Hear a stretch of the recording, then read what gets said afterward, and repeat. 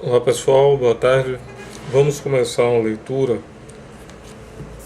Eu pretendo ler, dividido nos capítulos, um livro que é fundamental nas poesias de Gerardo Melo Mourão, o grande poema épico comparado aos Lusíadas, uma espécie de Brasíliadas, né, chamado Invenção do Mar.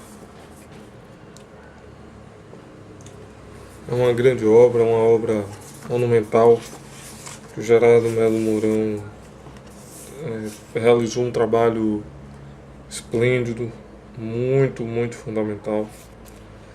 É uma edição de 1997. Então vamos começar essa leitura, evidentemente que por partes, porque é um poema épico, um poema imenso. Então a gente vai lendo e a partir do momento que a gente for lendo, a gente vai fazendo essa sequência em homenagem ao Gerardo, que é um poeta esplêndido. Eu recomendo que procurem o livro. Me parece que essa edição já está esgotada.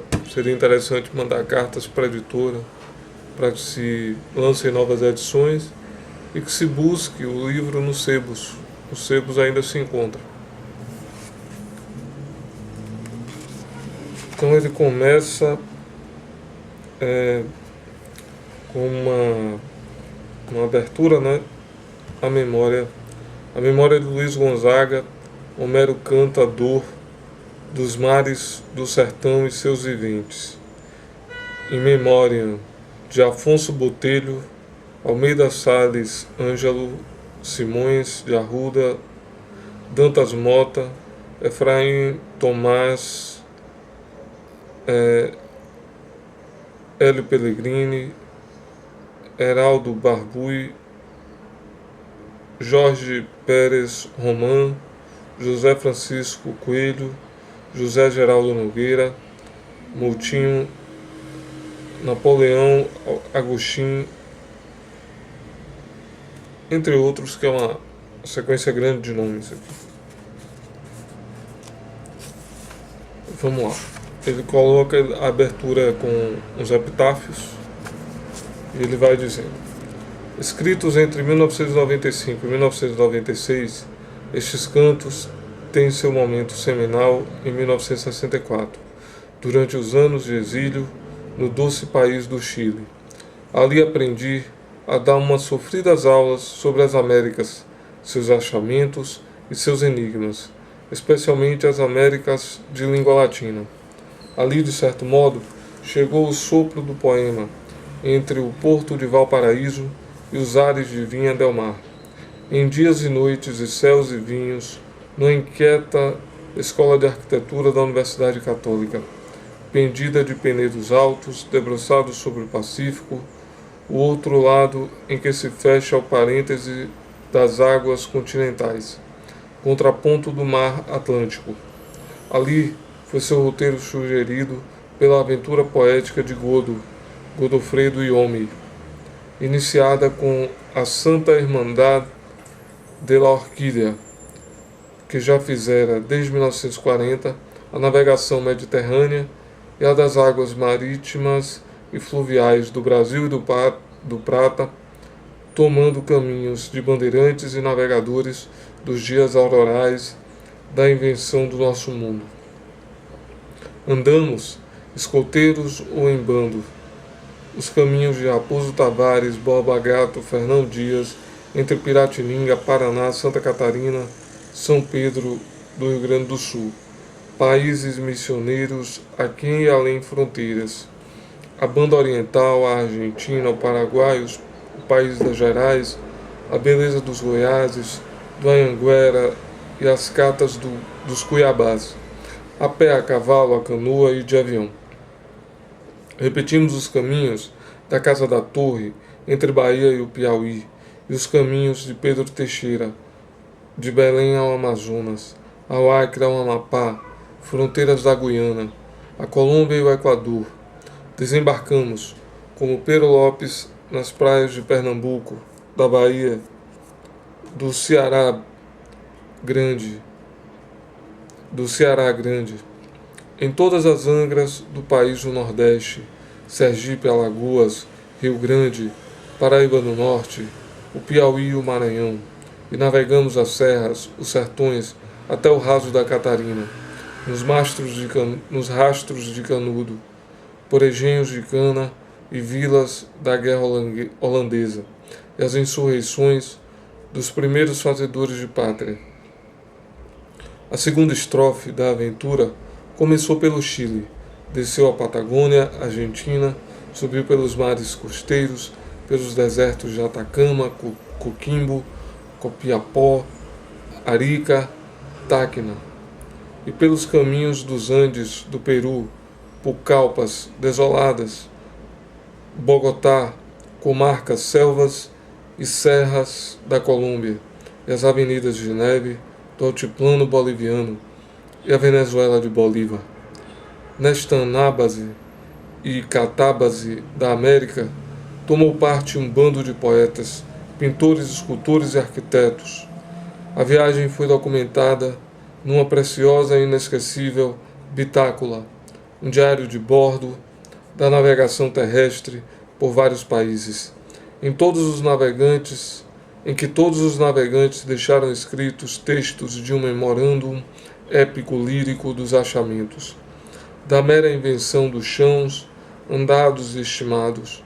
Os peregrinos dessa navegação, por tempos e espaços novamente inventados, deram testemunho escrito da romaria continental, reunido num poema chamado A Mereida, partitura poética guardada num raro livro, do qual se tiraram apenas algumas dezenas de exemplares.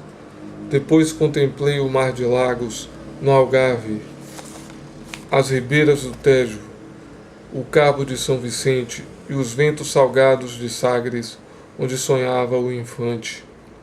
Naveguei por terra e mar toda a América Central, o Caribe, Porto Rico, a Flórida, a Califórnia, o Texas, ribeiras do Hudson e do Potomac, as cidades de Pound e o Walt Whitman, o México, as Assírias do Norte, o Canadá e especialmente o país francês do Quebec. Terras e mares revelados todos pelos descobridores portugueses.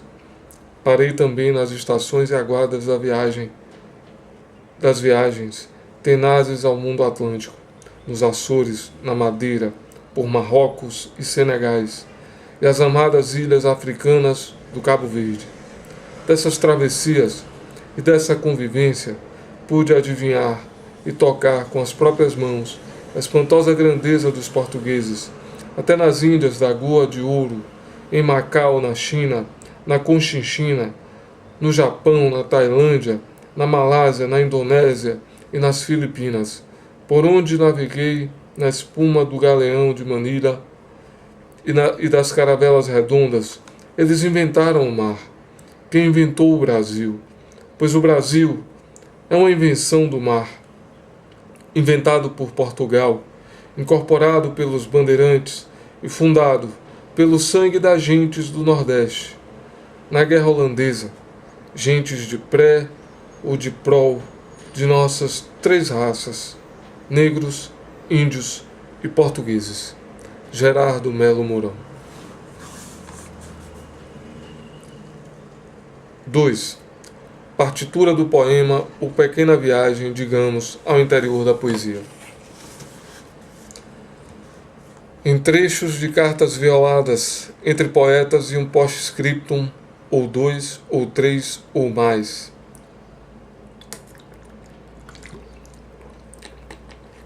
Aos 20 anos, fui golpeado pela advertência de Verlaine. Il faut tordre le cou de l'éloquence. Os poetas românticos brasileiros, muito lidos na adolescência, me haviam infeccionado com sua eloquência. Eram quase sempre oradores e declamadores, mas como na exclamação de Gide, Victor Hugo, elas. Os poetas brasileiros mais importantes, ai de nós, ou graças a Deus, ainda são os rapazes do romantismo. Tem mais de um século de vida, e nenhum dos que vieram depois os leu impunemente. Até que, depois da vinda de tantos malherbes bem-intencionados, parnasianos modernistas, pós-modernistas, abstratos e concretos, etc., Jorge de Lima veio. São Jorge de Lima, o rei salmista, o rei cantor, Dom Jorge de Lima, rei de viola e tuba, e flauta doce e harmônica de fole e também clarins. O órgão, organum, de cantata sinfonia, oratório na capela da festa. Carta a E.S. O sagrado terror da eloquência levou alguns escritores de poesia a uma radical exacerbação contra a eloquência, ao culto da anti-eloquência, que é outra forma de eloquência. Tanto como os eloquentes, os anti-eloquentes estão sob o signo de Monsieur Jordan, fazem prosa sem saber. Carta a S. É preciso castrar os substantivos, isto é, tirar-lhes as excrescências. As excrescências são os adjetivos qualificativos. O substantivo, o nome, o pronome, tem em si mesmo sua mera e única qualificação. O adjetivo não pode aparecer senão excepcionalmente, em sua hora e sua vez, como uma flexão do pronome, não como um apêndice qualificativo ornamental do substantivo. O nome não precisa de nenhum decor, nenhuma decoração. O nome, o substantivo, é seu próprio e natural adorno. O adjetivo só pode aparecer quando, por privilégio do substantivo, salta dentro dele, de sua polpa, como um caroço reprodutor. É o que acontece em Homero e Virgílio. De outro modo, morte ao adjetivo. Carta a R.Y. Os adjetivos, como as preposições, conjunções, etc., são peso morto, que desfigura a ereção do mero nome, que o abatem, corrompem, depravam e estendem uma cortina, uma poluição visual contra a sua imagem. A poesia me ensinou que o adjetivo, com seus contíguos, advérbios, etc., é a coisa de retórico, do orador, para arredondar e acabalar os conceitos de sua razão. Isto é, na luz do entendimento poético, eu não saberia explicar como, mas é assim. Assim é. Assim sabem os poetas. Sabia Hölderlin, segundo Heidegger. Hölderlin, poeta dos poetas, poeta da poesia. Em outra escala, segundo Gerardo Diego, até Garcia Lorca, poeta de cantares, também sabia disso. Carta de N.L. Pode ser que existam os 360 modos de escrever poesia, de que fala Eliot, no sentido de que o escritor de poesia seja um fábro, mas eu mesmo não conheço outro melhor que o trabalho corpo a corpo com um mero nome.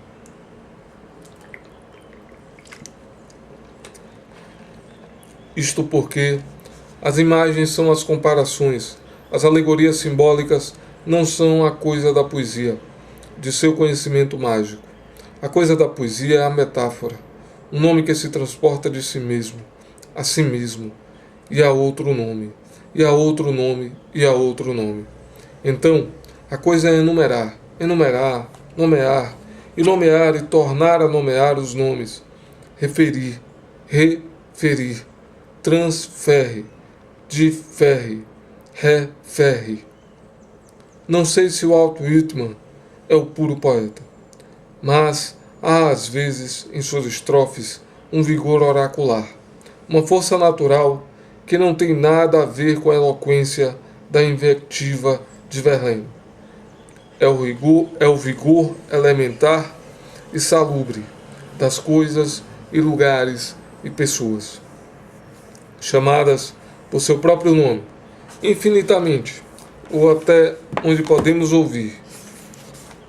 Lembro os textos poéticos exemplares, o catálogo das naus e o escudo de Aquiles em Homero. O desfile de condenados nos tercetos do Dante. A construção de uma ponte nas Gálias, nos comentários de Júlio César, etc.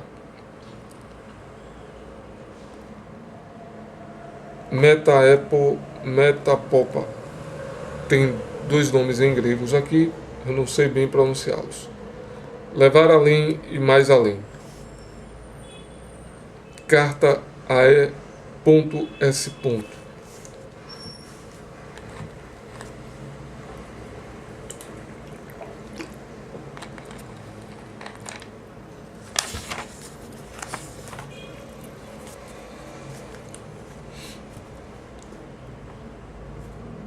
O Epoch, alguma coisa assim, é um nome em grego, mostrando aqui para vocês verem. O nome, a palavra, é também o oráculo, e também o oráculo, segundo os gregos. O puro nome é o mero oráculo. Os que não conhecem oráculos nunca ouviram vozes, cegados e cegos por uma dimensão única da palavra em seu estado de história. Também não sabem o que é poesia. Vide Lukács. É concomitante caterva. Para quem o mundo de nossos dias já não cabe na poesia, muito menos na epopeia.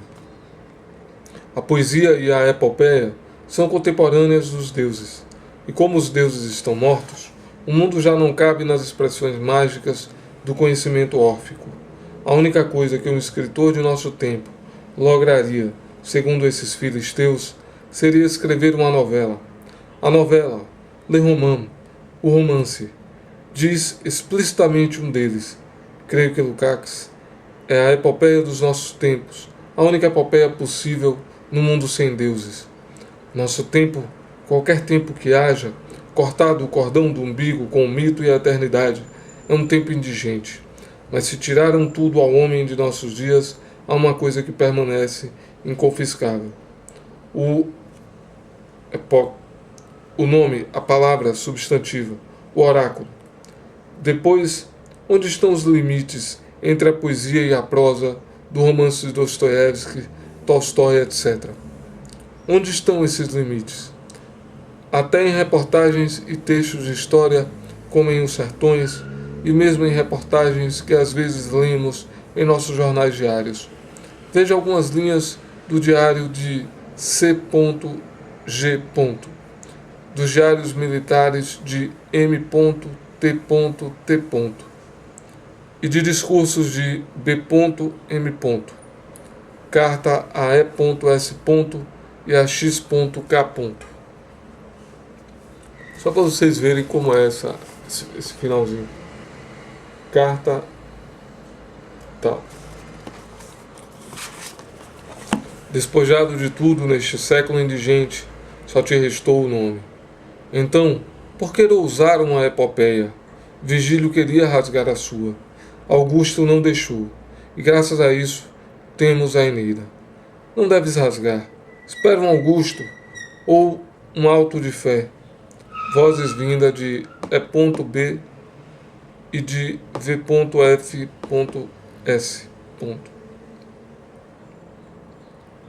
O texto está feito com nomes, e creio na força dos nomes, de lugares e pessoas e coisas. Desde a adolescência, guardo de memória alguns versos de Leopardi, versos épicos às vezes. Parece que a originalidade de Leopardi está em não ter rompido com a tradição literária italiana, a tradição da língua de sua linguagem, mas ainda introduziu nela modulações poéticas e outros horizontes de significação. O uso de arcaísmos ou de versos de outros poetas introduz em seu canto uma espécie de estranhamento que contribui para ampliar certos tons fantasmagóricos oníricos de arcanos mundos alcançados só pela poesia ou pela mística. A mística é a poesia da fronteira entre o homem e o anjo. Há em Leopardi uma tendência para a reconstrução incessante do gesto arcaico e novo de recomeçar, rastrear as inesperadas correspondências e semelhanças que o tempo acreditava ter apagado, de cartas a G, a E e a DFS. Li recentemente em alguma revista inglesa que um crítico, seguramente algum profissional da literatura acadêmica, sem lugar para ocupar na história da literatura, acusa Eliot de ter se apropriado dos diversos inteiros de Shakespeare. Anthony Burgess descobriu que páginas e páginas de Murder in the Cathedral são verbatim, literalmente copiadas do Sherlock Holmes, Conan Doyle. Em The Sign of the Four, Heidegger perguntaria: Was it de Chung? Respondo: a poesia é isto, a arte da ressurreição. Como as colagens de figuras, recortes de jornal, nas obras da pintura, postas em voga, sobretudo pelo surrealismo. Cartas AES, PB e IST. Dou por entendido que o poema épico escrito em nossos dias pode e deve ser feito também de colagens. Toda a obra de arte é feita de colagens. As formas são repetidas e as novas formas que fazemos são um espelho, um contraponto de formas anteriores. Fazemos uma forma nova para operar a ressurreição de formas defuntas. Este é o poeta, o taumaturgo das ressurreições. Homero ressurge e ressuscita sempre. Em Virgílio, em Dante, em Camões, em Hölderlin, em Shakespeare, em Rimbaud, em Baudelaire, em Ezra Pound e em Dom Luís de Gongora e Argot e alguns outros, não muitos, apenas na Kleine Kapelle, a Petite Chapelle, a capela de porta estreita, avistada por um deles, Goethe. E Gongora nos ressuscita um pouco ou muito, a todos, no reino da metáfora. De cartas a NL, a GI, a ES, a EB. PS1. AES, AB, DM e ACS. De repente me vem a lembrança de que o século de Dom Manuel, o Venturoso, com a descoberta do Brasil e as grandes navegações, bouleversou a arquitetura e o ofício, oficina de todas as artes, não apenas de Portugal, na Europa inteira. A partir de uma arquitetura nova, o chamado estilo manuelino, a transição do gótico ao barroco, alguns chamam o gótico manuelino, outros dizem o barroco manuelino. A literatura portuguesa da época, dos Lusíadas, aos cronistas e ao padre Antônio Vieira, é uma literatura barroca, barroco-manuelina. Também a pouca música que resta, e a pintura e a escultura também contígua à arquitetura. Cheia de presenças repetidas, os animais exóticos, as frutas exóticas dos países novos, os santos, os anjos com caras de príncipes hindus, de índios da América, as negras calíptias da África e a cordoalha, as velas, os mastros, as caravelas inteiras, que aparecem em todas as catedrais e castelos portugueses, os utensílios de guerras e viagens, da batalha aos Jerônimos, ao Cobaça, aos vultos bíblicos da pedra, do patamar da igreja, do Bom Jesus, do monte, estudiosamente copiado pelo Aleijadinho, na pedra sabão e no cedro, de seus profetas e apóstolos do adro e das capelas que copiaram até o nome, do Bom Jesus. Em Congonhas do Campo, será lícito ao poeta repetir em verso, 500 anos depois, uma linguagem elementar de melodias e riscos manuelinos? Não sei, mas é possível que estes cantares pisem e repisem rastros manuelinos. Saíram assim.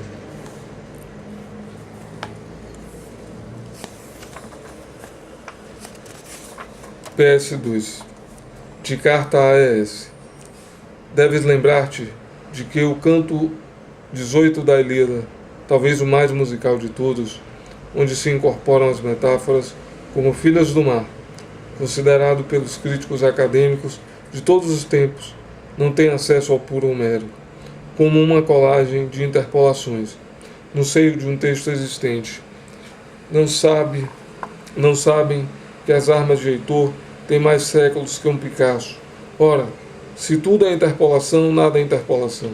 O Cântico dos Cânticos, que os eruditos datam do século X a.C., século X ou XI a.C. 9 séculos mais tarde, seria todo um mosaico de interpolações. O Ulisses de Joyce é isso.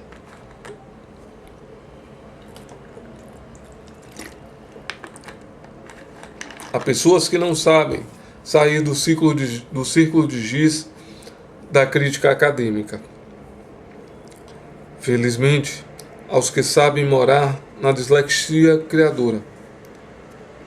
PS3. A G, I, a ES, a NL, a E e a RY. Os anjos, os querubins de Ezequiel ou os serafins de Isaías têm como viventes da cidade celeste a única função: cantar, incessantemente cantar a louvação de Deus diante do trono. Veja o belo tratado sobre os anjos de Petersen. Creio que um dos mais belos livros escritos por homem que mamou em peito de mulher. A louvação de Deus.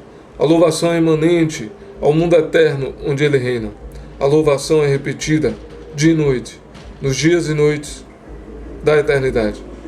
E a palavra da louvação é uma só. É o trisagion, infinito, policórdico, em seu monocórdio. Sanctus, Sanctus, Sanctus. PS4. De AS. Nosso querido François. Nota do autor. François Ferrier, filósofo francês. Ao ouvir a área de Gluck, eu perdi a minha Eurídice. Lembrou com seus olhos azuis, cheios de lágrimas, que o amor e todas as esperanças do ser humano, do homem propriamente dito, vem, segundo o poeta grego, do sopro que deixamos sair do peito, isto é, da voz humana, da palavra. Este sopro repetido incessantemente é sempre o mesmo, e o sopro seguinte é sempre a ressurreição do sopro extinto. PS5. Em meu velho convento de religiosos holandeses, cantava-se em coro nos séculos de festa uma antiga canção que se repete desde séculos, com palavras em várias línguas, mas composta apenas de 4 verbos, que voltam e voltam e voltam, não ad nauseam, mas ad gaudium, ad laetitam, ad orgasmum, o orgasmo augustiniano do gaudium cum pluchitudine, gaudium cum veritate, o gozo da beleza, da verdade, o gozo com a beleza, o gozo da beleza. PS6. A interpolaridade e a interespacialidade são a coisa da poesia. O poeta é o taumaturgo dos diabolos, o saltimbanco que atravessa as paredes e os séculos. Não é o fingidor. Fernando, pois só finge quando finge que está fingindo. Os outros, os críticos acadêmicos, vivem no estrito mundo tridimensional. Não conhecem as surpresas da quarta, da quinta, da milésima dimensão das coisas, dos lugares, das pessoas, do poliedro universal, etc. Repetes sans cesse, le nouveau viendra ao galope. As perguntas Kierkegaard. La repetition est-elle possible? Sim, men ré, mas só para o poeta. Acho que esta é a conclusão. Se não explícita, de todo modo evidente, no tratado da repetição. Só há uma forma boa de errar e ser novo no ventre de uma fêmea. Só há uma forma boa de gerar um ser novo no ventre de uma fêmea. Repetir o ato imemorial de Adão em cima de Eva, com um movimento entre a cintura e as ancas. O resto é inseminação artificial. A repetição gera o novo, etc. Em carta antiga a JF. PS7. Cavafis. Os poetas e críticos que melhor leram Cavafis levantaram seu DNA épico-lírico. Notaram, quase em cada poema, os ecos de outros poemas, a iluminação de um poema por outro. A criação poética toma como em planos sucessivos. Na obra densa, pacientemente amadurecida, a leitura de cada poema se ilumina, aqui e ali, pela lembrança de um título, de um parêntese, de uma pontuação, de uma disposição linear, de qualquer expressão já formulada em outro poema. Há uma prestigiosa memória interna na própria obra gráfica, como um semáforo na vida da obra poética. Todos os poemas de um vero poeta como Cavafis estão estreitamente concatenados entre si, um completa o outro, cada um separado e todos juntos em sua obra. Mesmo numa poesia como a de Cavafis, acontecida em diversos ciclos, o destino, a fatalidade, a exaltação do hedonismo, o esplendor e a decadência como o mundo helenístico. Há uma trama de referências cruzadas à volta de outros poemas, do autor ou de textos antigos, o reaparecimento, anastasis, ressurreição de personagens e de acontecimentos da história grega, dos epitáfios de Alexandria.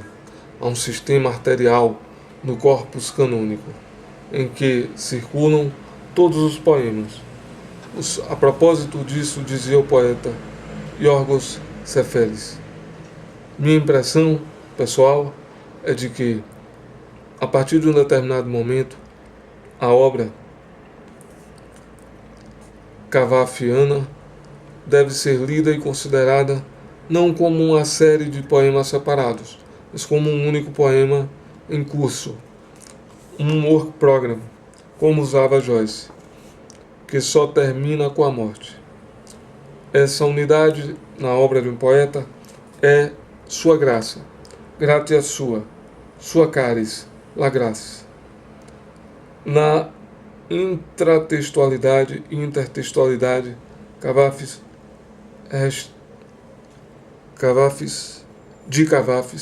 restituições de textos, menções de nomes, lugares, datas, acontecimentos, citações de títulos e fragmentos de livros, epitáfios, inscrições, moedas, tradições orais, como lembra Miguel Castilho.